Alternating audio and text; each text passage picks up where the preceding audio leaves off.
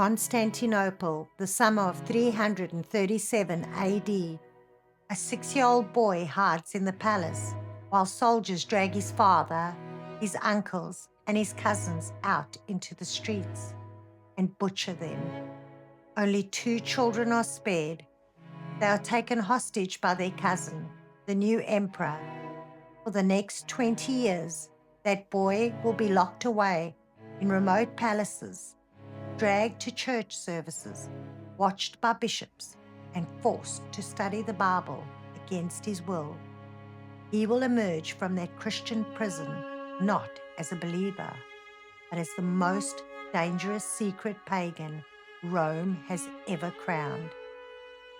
And in just 18 months on the throne, he will try to bury the gospel forever.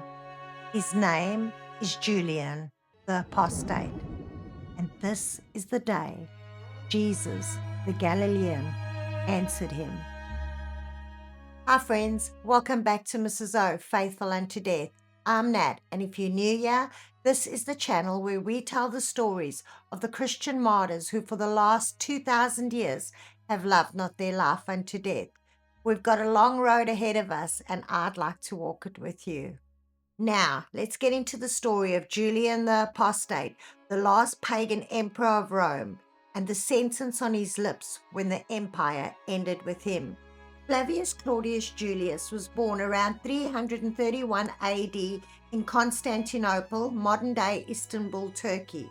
He was the younger son of Julius Constantius and the half-brother of Constantine the Great. His mother, Basilina, died shortly after his birth. Constantine the Great was the first Roman emperor to convert to Christianity. But we Baptists do not see Constantine as the hero who Christianized the Roman Empire. We see him as the single most dangerous figure in church history, the man who corrupted the pure New Testament church by merging it with the state, and began the long trail of blood that the Reformation would try one day to staunch. Around 312 AD, on his way to the Battle of the Milvian Bridge, Constantine claimed he saw a vision of crosses in the sky. He ordered his soldiers to mark their shields with the chi rho, the Greek letters chi and rho, which together look like a capital X over a capital P. J.M. Carroll, in his book The Trail of Blood, and John T. Christian, in his History of the Baptists, argue that Constantine remained half pagan until his death.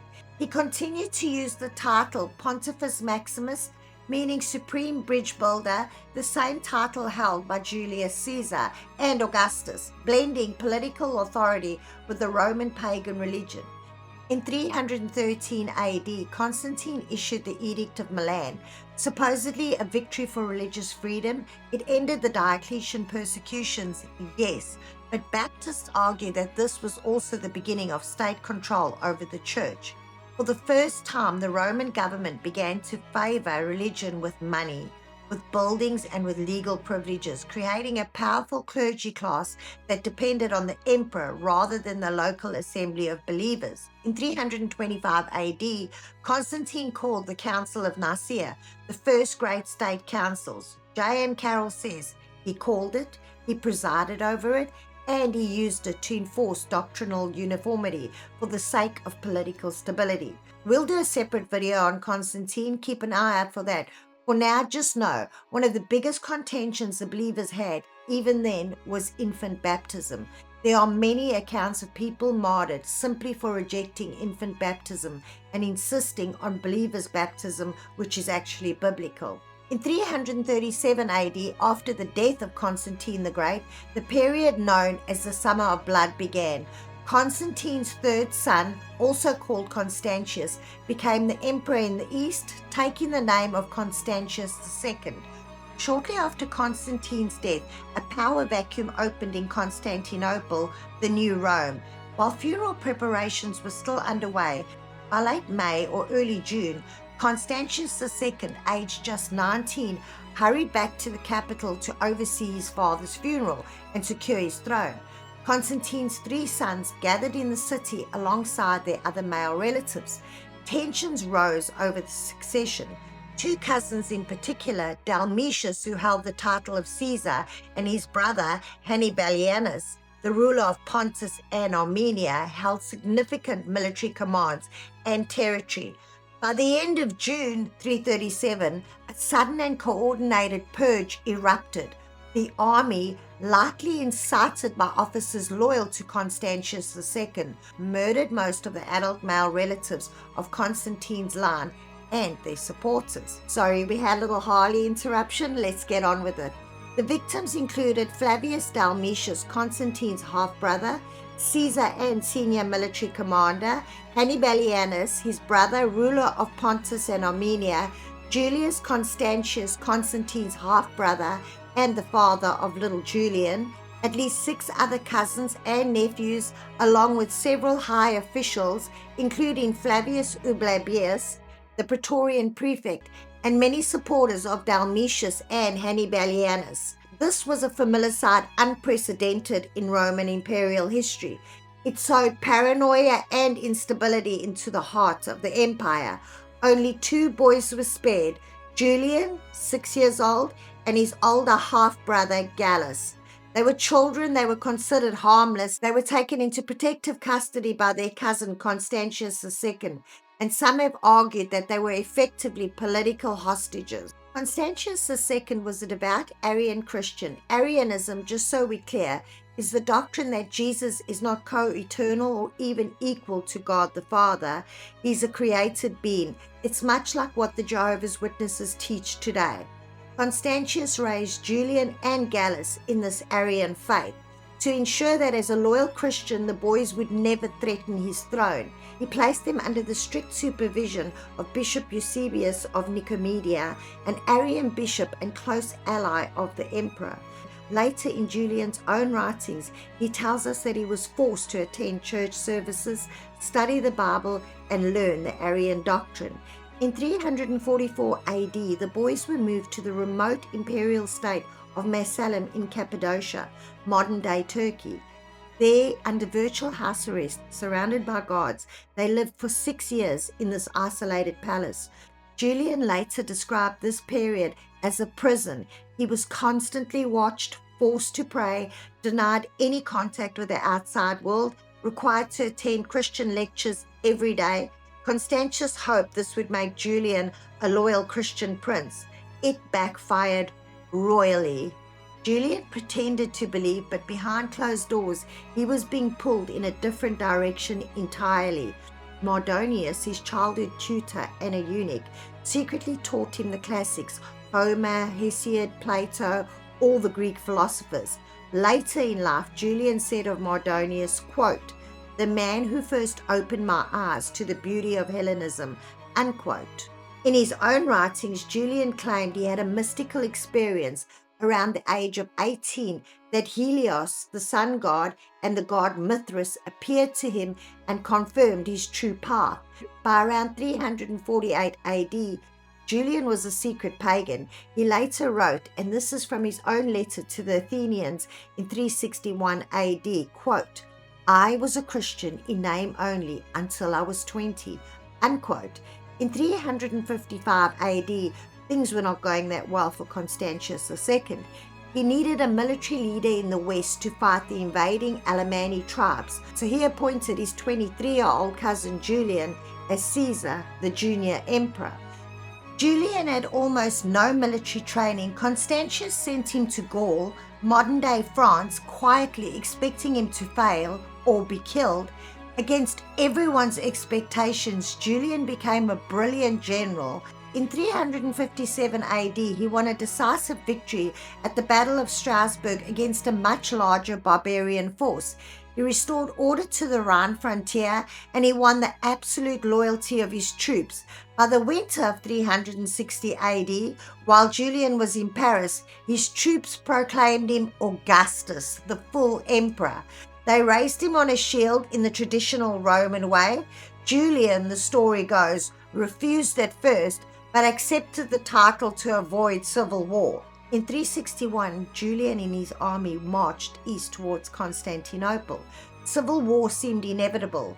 Then, in November that year, Constantius II died suddenly. and Julian, the 29-year-old, became the sole emperor of the Roman world without lifting a sword. As soon as Julian took power, he stopped pretending. He openly declared his paganism and earned the title that the church has used for him ever since, Julian the Apostate. He reopened pagan temples and restored state funding. He stripped Christians of every privilege they had since Constantine, the tax breaks, the legal immunities, the public salaries. He withdrew funding from Christian schools. In 362, he issued his famous School Edict, banning Christians from teaching classical literature.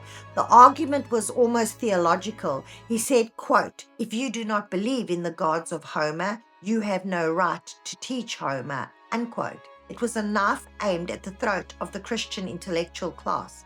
No teaching meant no income. No income meant no families. No families meant no future. Julian wanted to economically starve the church into irrelevance within a generation. He wrote a satirical book called The Pagan, meaning the beard hater, that openly mocked Christians while extolling their old Roman gods. And then he made his most spectacular move. In 363 AD, Julian announced his plans to rebuild the Jewish temple in Jerusalem. This was not affection for the Jewish people. This was theology by spite, because Jesus had prophesied on the Mount of Olives plainly that the temple would be torn down. And he also told us that the Lord does not dwell in temples made by man, but dwells in those who are saved and have received the Holy Spirit. In Matthew 24, verse 2, the Lord Jesus said, "And Jesus said unto them, See ye not all of these things? Verily I say unto you, there shall not be left here one stone upon another that shall not be torn down." Julian believed that if Roman engineers could put one stone upon another, if the temple could rise, then Jesus was a liar. Christianity's prophecies collapsed and his apostasy would be vindicated. In 363, from Antioch, Julian issued orders to rebuild the temple on its original site in Jerusalem. He promised full imperial funding, full protection, and appointed his trusted pagan friend Helios of Antioch, a former governor, as project overseer. Julian encouraged Jewish communities across the empire to participate, and they came. By the spring of 363, Jewish and pagan laborers were flocking into Jerusalem. They began clearing the rubble of Herod's temple, the one Titus had destroyed in 70 AD. They gathered stone, lime, and timber. They dug the foundations. Contemporary accounts describe the Jews working with great zeal. Even the women were helping, carrying away dirt in their dresses and aprons. The trumpet sounded, celebrations filled the city, and then, by May that year, something fought back.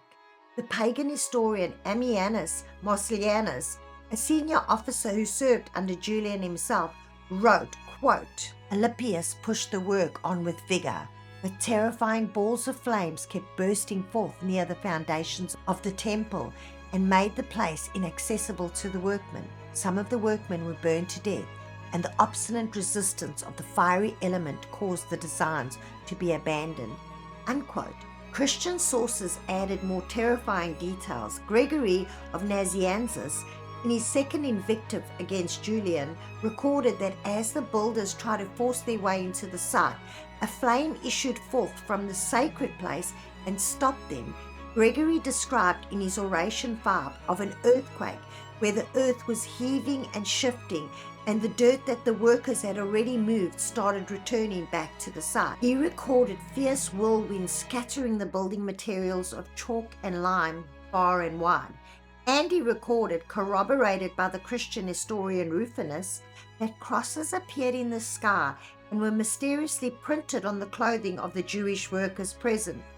These events terrified the workers. Many abandoned the project entirely. Some ran to the Christian bishops asking for baptism, acknowledging the power of the Christian God. While the builders were crashing out over the wonders of heaven, Julian himself was consulting pagan priests and sorcerers. Rumors swirled that they performed blood sacrifices, necromancy, and occult invocations at the site to counter the Christian prayers. It didn't work. After repeated fireballs, after the earthquake, after the storms, Further work was impossible. The workers refused to continue. After a few weeks, the project was entirely abandoned. Julian left Antioch in March 363 for his Persian campaign. He never returned to Jerusalem. To this day, no serious attempt to rebuild the Third Temple has ever followed. The stones did not rise. The prophecy stood unbroken. However, Christians did not escape persecution under Julian either. In 362 AD, Aemilianus of Dorostroum, a Christian in the Thracian city on the Danube in modern-day Bulgaria, refused to bow. Julian had issued an edict demanding all citizens honor the pagan gods or face death. An imperial legate arrived in Dorostroum. The townspeople were terrified and declared that they had no Christians. To celebrate Julian's return to paganism, the legate sponsored a large pagan feast. On the night of the festival, Aemilianus walked into the pagan temple and destroyed the idols with a hammer. The next day, the townspeople arrested an innocent peasant for the destruction. When Aemilianus heard of the arrest, he refused to let an innocent man die for what he had done. He presented himself to the authorities. He took full responsibility and confessed his faith in Jesus Christ. The legate handed him over to the local governor, who interrogated him. Aemilianus was beaten and whipped. Through all the torture, he refused to deny Jesus. On the 18th of July, 363 AD, Aemilianus was sentenced to be burned alive. He died by fire on the banks of the Danube. Onlookers said the flames did not harm his body at first, and instead burned the bystanders. Eventually he went to be with his Saviour on the 3rd of September. Around the same time in Antioch, after the temple project had failed, Julian tried to revive the oracle of Apollo at Daphne, a famous pagan sanctuary. The oracle remained silent. Some pagans claimed it was because the bones of the Christian martyr Babylas were buried near the temple. Julian ordered the relics to be removed.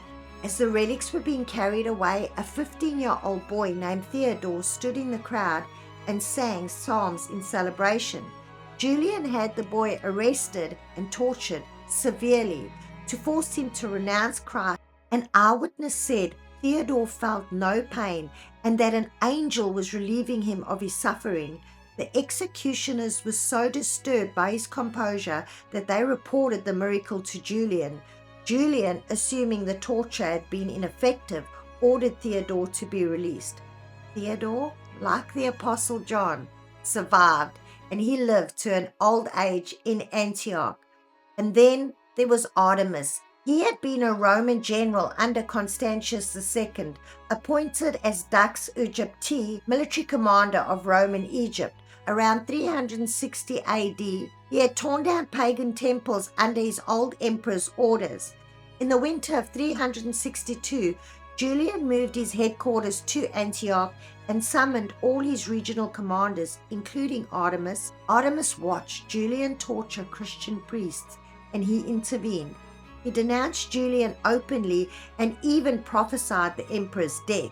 Julian stripped him of his rank and had him flayed, pierced with hooks, and crushed him under a heavy stone. Artemis refused to renounce Jesus through it all. Around the 20th of October, 363 AD, Artemis was beheaded in Antioch. On the 26th of June, 363 AD, deep in Persian territory near the Tigris River, Julian met his end. He was leading his army in a reckless charge against the Sassanid Persian forces without his armor because of the heat. A spear pierced his side. Some say it was a Persian javelin. Others whisper it was thrown by a Christian soldier in his own ranks. They carried him back to the tent. He lay there into the night. He spoke philosophy with the men around him, a deathbed discourse on the immortality of the soul. Very Plato, very Greek, very Julian. And then, according to Theodoret of Cyrus, writing within 100 years of the event, the emperor cupped his hand under the wound, lifted it up to the sky, and threw his own blood to the heavens. Nene ki cause Galilee. Thou hast conquered, O Galilean. The Galilean was Jesus. Whether Julian actually said those words or not is debated. Theodoret was a Christian writing after the fact who wanted those words to be true. The pagan historian Ammianus does not record them, probably because if he saw it, he would have freaked out. But here's what we can prove. Julian died at 31 years of age, just 20 months on the throne. Within 1 year of his replacement, a Christian general named Julian restored every privilege Julian had stripped from the church. Within 30 years, paganism was illegal across the empire. The Third Temple did not rise. The classics were taught again in Christian schools. The church grew larger, not smaller, and there were no more pagan emperors of Rome ever. Whether or not he said those words, the words are still true. Why do a martyr on videos with a man who killed no one for the gospel per se? Why Julian? Because Julian is the bridge. He is the last emperor who used the imperial sword to try and destroy Christ's church. From Nero to Diocletian, the Roman state hunted Christians. Then Constantine, a generation of imperial favor. Then Julian, one last clever, philosophical attempt to undo it all. And after him, the pagan empire died. The next great enemies of the faithful would not come from outside the church. They would come from inside it. The martyrs we will meet, Jan Hus, Felix Manz, William Tyndale, John Rogers, Latimer, and Ridley, they will not be killed by emperors who hate the Galilean. They will be killed by men and women who claim to follow him. And that is a harder, stranger kind of suffering. Julian's last words, real or invented, mark the turning point. After him, the empire bound, and after him, the war shifted indoors. And that's the story of Julian the Apostate. If you enjoyed this video, please hit the like button, drop me a comment down below. What shocked you most? The Summer of Blood, the Secret Pagan, or the Third Temple, or even the words that Julian grasped at the end. Subscribe, turn on the notifications so you don't miss the next chapter. Thank you for watching. The light still shines in the darkness, and Jesus Christ still reigns. God bless you. Be thou faithful unto death, and I'll see you next week.